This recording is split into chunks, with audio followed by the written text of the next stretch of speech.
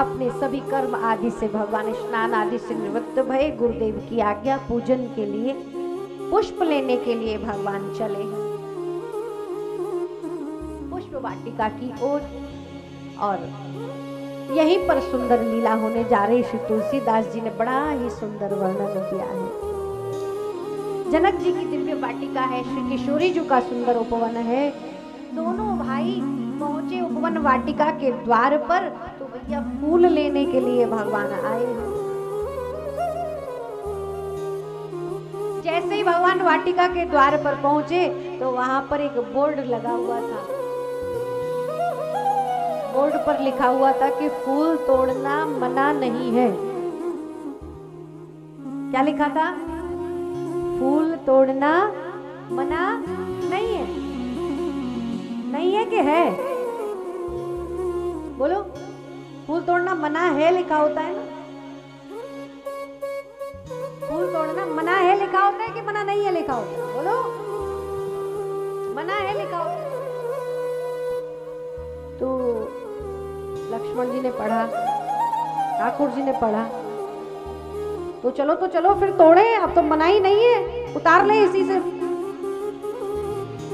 राम जी बोले नहीं लक्ष्मण रुको जरा, ध्यान से पढ़ो। एक डाली लटक रही थी, वहां बीच में एक शब्द और था। उस बोर्ड से डाली को हटा करके तो देखा, लिखा है फूल तोड़ना मना नहीं, सख्त मना है। क्या है? सख्त लिखा हुआ, सख्त छुप गए।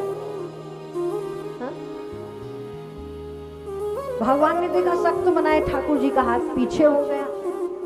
तो कैसे जाएं? कोई होगा माली, आवाज लगाई, अरे भैया माली कोई है क्या? झट से भीतर से माली आया। जैसे ही दोनों श्याम गौर भगवान को देखा, देखता रह गया। भगवान को निहारे, समझ गए वही दिव्य राजकुमार है। भैया माली, क्या हम भीतर से कुछ पुष्प आदि ले सकते? हमारे गुरुदेव का पूजन वंदन आदि का समय। माली ने जैसे ही सुना, कहा प्रभु अवश्य ले सकते हैं, ये वाटिका आप ही के लिए तो है, क्यों नहीं ले सकते? पर क्षमा कीजिएगा नाथ, एक नियम है। क्या नियम है? बोले ये किशोरी जी की वाटिका है, इसमें प्रवेश करने के लिए तो आपको जनक नंदिनी जानकी जी की जय बोलना पड़ेगा। तो जनकपुर का नियम है, यहाँ हर कोई बोलता है जय किशोरी जी की। किशोरी जी की जय बोले बिना आप नहीं जा सकते भीतर। भगवान ने कहा सुनो भैया, हम रघुवंशी हैं और रघुवंशी कभी भी स्त्री की जय। अरे बड़ी समस्या हो गई। माली ने कहा महाराज मेरा तो नियम है। तो कहा फिर क्या किया जाए, कोई उपाय होगा? माली ने कहा ऐसा है जय जय, आप नहीं बोल सकते, कोई बात नहीं, ये छोटे सरकार है ना पीछे, इन्हीं से जय बुलवा दीजिए, यही बोल देंगे तो मैं उसी में एडजस्ट कर लूंगा। दोनों को एक टिकट पर ही दोनों को अंदर भेज देंगे।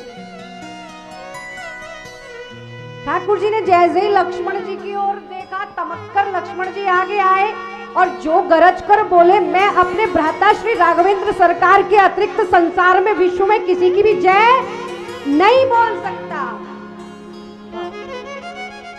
जैसे ही सुना वो माली बेचारा घबराया सा हो गया। नाथ ठीक है, क्रोधित ना होगा।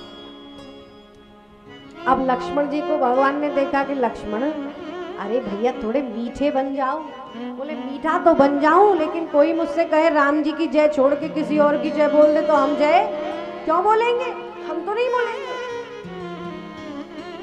बोले भैया ये थोड़ा ससुराल का मामला है, यहाँ क्रोध से नहीं, यहाँ तो प्रेम से, प्रेम भी नहीं, बिल्कुल चाशनी मिलाकर के ऐसा बोलो कि भैया बात बनी रहे।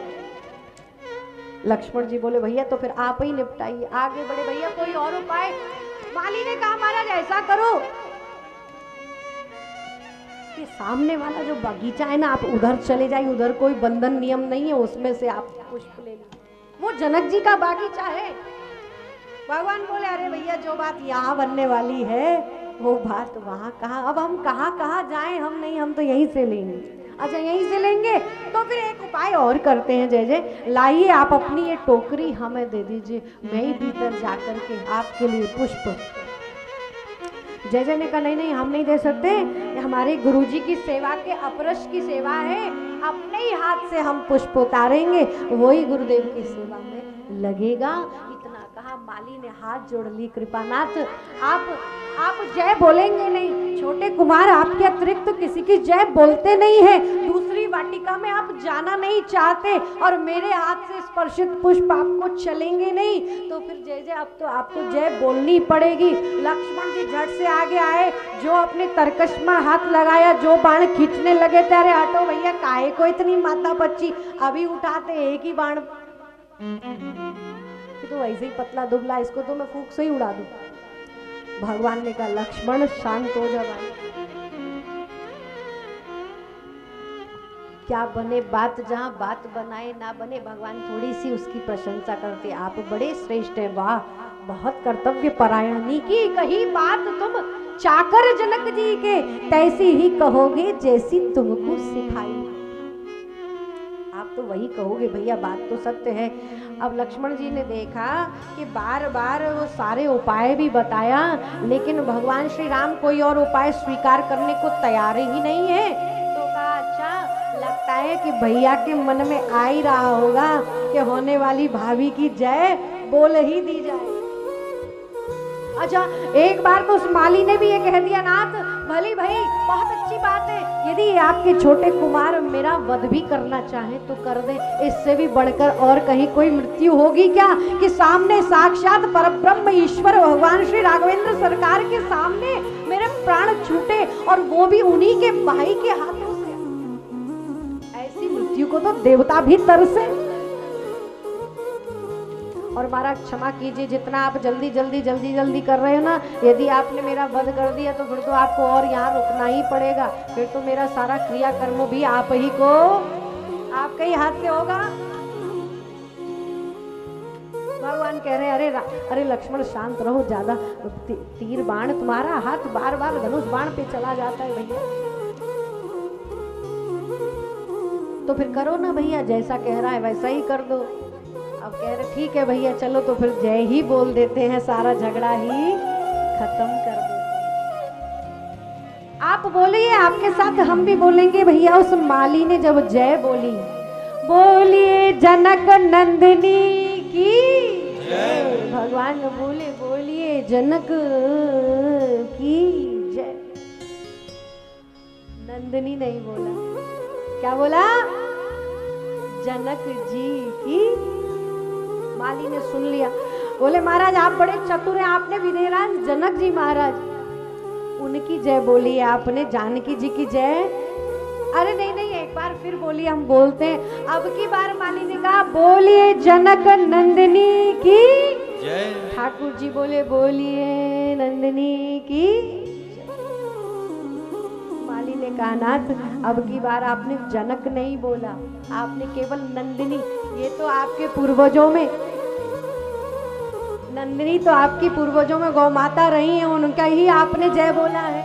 ठाकुर जी बोले, और लक्ष्मण जी कह रहे भैया काहे को आप इतने शर्मा रहे हो, अरे विवाह के बाद भी भाभी की जय बोलनी है, सो पहले ही बोल दीजिए।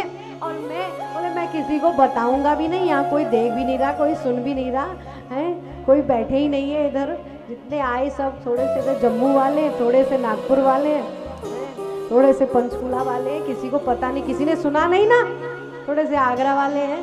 बोले भैया कोई नहीं, बोल ही दीजिए। अब की बार ठाकुर जी ने जब बोला है बोलिए जनक नंदिनी की जय हो, जैसे ही श्री जानकी जी की जय बोले माली बड़े प्रसन्न। अब ठाकुर जी वाटिका में प्रवेश किए, पुष्प चुन रहे हैं, सुंदर सुंदर दृश्य।